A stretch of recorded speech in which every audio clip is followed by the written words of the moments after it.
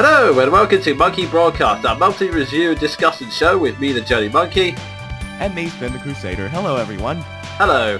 And so we're deep into February, the month of Valentine's Day, where all couples celebrate their love they have for each other and all single people are filled with bitterness and resentment and their loneliness. So let's drown out all that stuff by quickly moving on to the first section.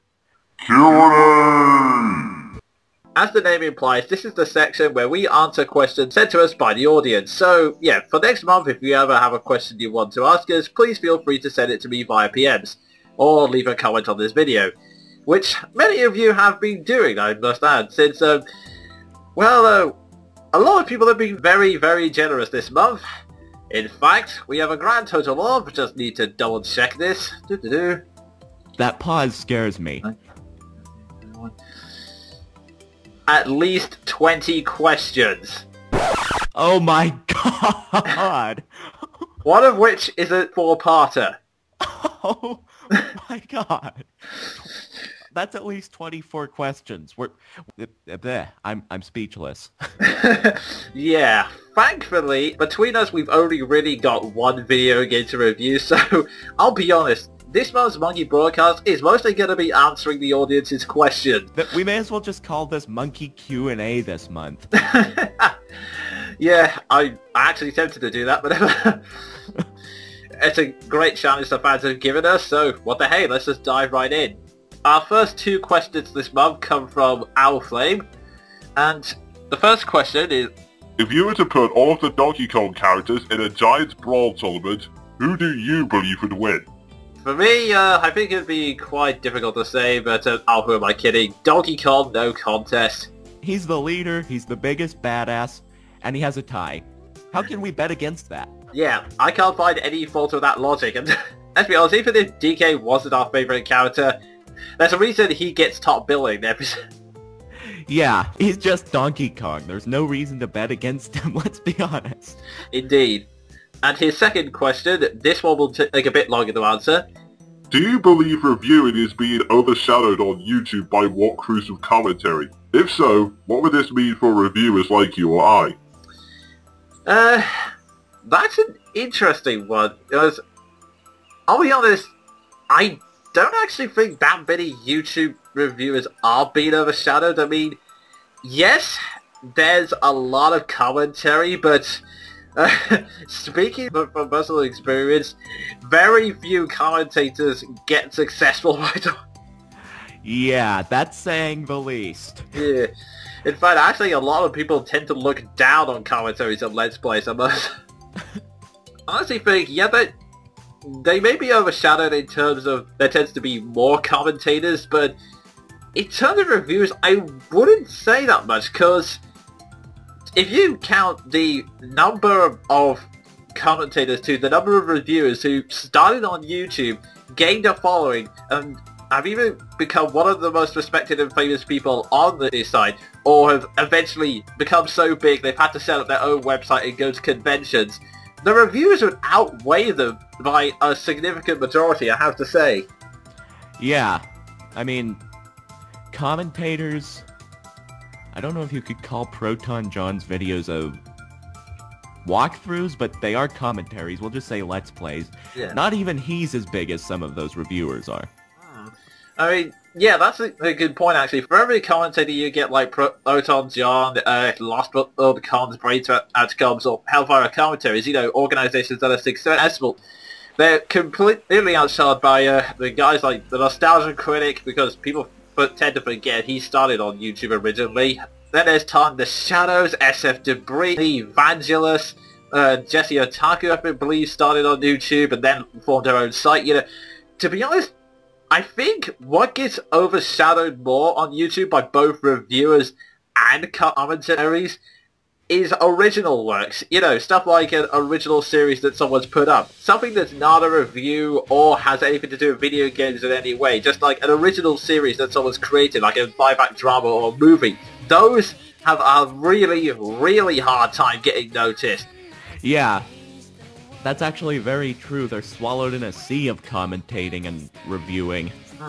Because reviewers and commentaries, they at least have the excuse that because they've got the name of whatever they're reviewing or talking over, people will, you know, they'll type that thing down, see if they can find any videos, and oh look, there's a Star Trek review, I'll click on that, etc. You know, it's... Yeah, it's accessibility. For one, they're easier to find because so many people type in the names of what they're reviewing. As for what it kind of means for reviewers, I just think that these sort of things, it just takes time. It's something that can stick at it. I mean, video games through Ubador, my series, it's only just now beginning to get even a small sliver of popularity. I mean, it's only just recently it's become a quick search option on YouTube. Which, believe me, both of us went hallelujah whenever we saw that. Yeah. In fact, I was the first one who saw it, which made me extremely happy. Indeed, it's taken me about 2 years to get to that point, and even then, let's not kid ourselves, I'm relatively unknown in the big scheme of things, so it's just a matter of keeping it at it. Eventually someone will notice you. If you keep going at it and keep improving, for better or worse, you'll get noticed if you just keep at it. Yeah, and let's not kid ourselves here, YouTube is fairer in that regard than real life is, because at least there's an exceptionally higher chance on YouTube you'll actually get recognized. True. Okay, 2 down, so many to go. Now from Metal Gamer 97, let's go through this bunch. Number 1, do you think there should be a Mega Man 11? Sure, why not?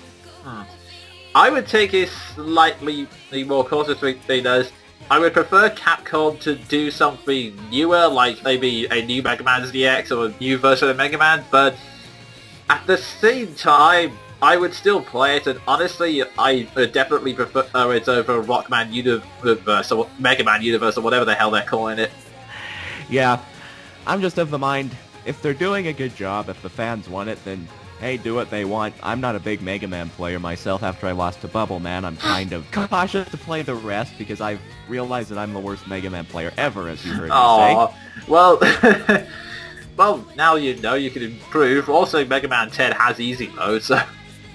Yeah, if I ever play another Mega Man game again, I'm going to start with that because my self-esteem for Mega Man is just ruined. Oh dear. Now moving on before I start ranting about that. Number 2, do you think Sega is actually capable of making a real sequel to Sonic 3 and Knuckles? Oh god.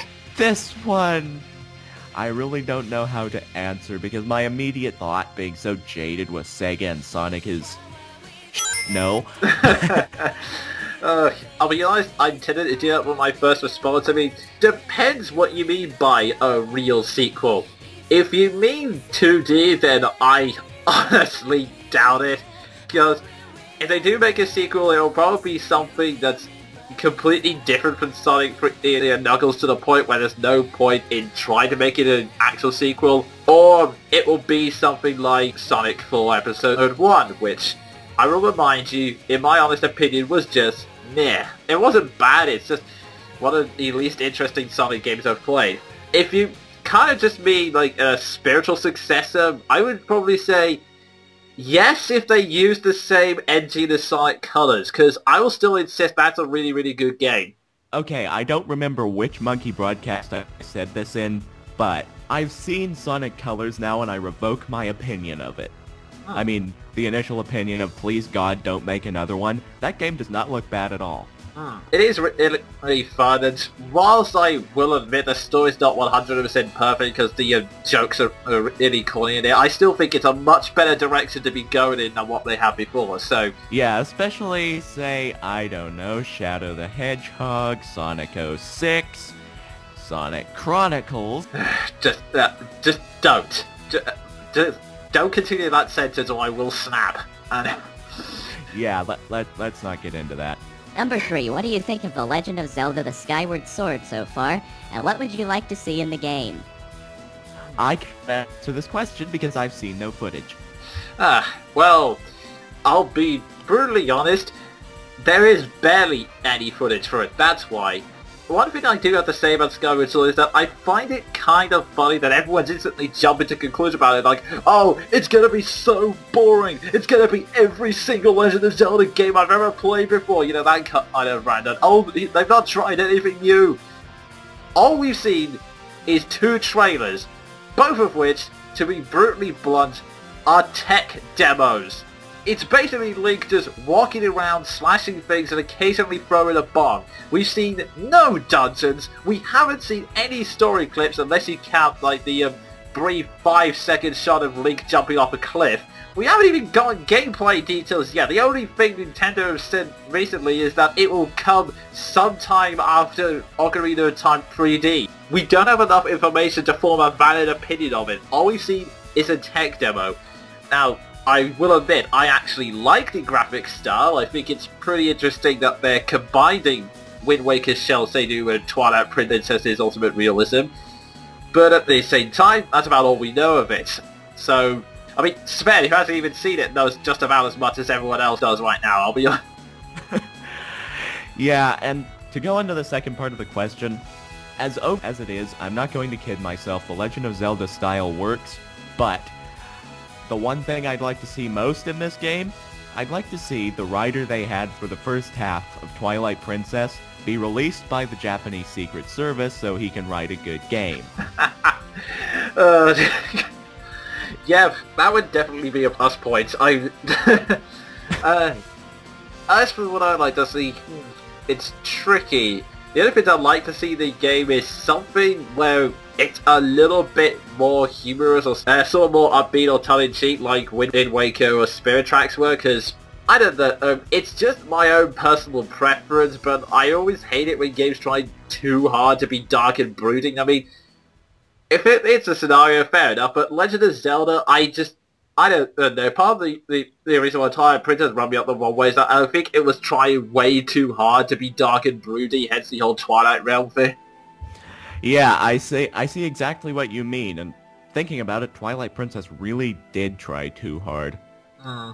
It tried to follow in the shadow of Ocarina of Time, which was almost a 100% serious game in itself. Let's be honest, it was brutally dark. Yeah, I mean, there were like one or two jokes in it, but I'll be honest, none of them really made me laugh, and they seem to just come out of nowhere, to be honest.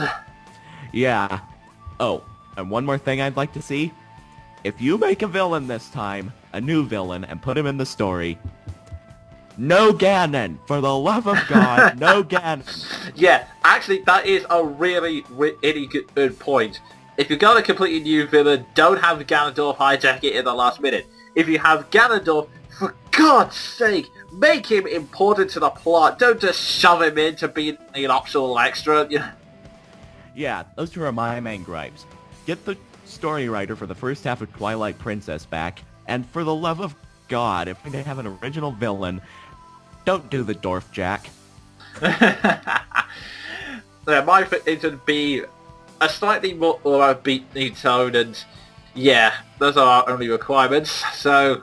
Yeah, let's move on here.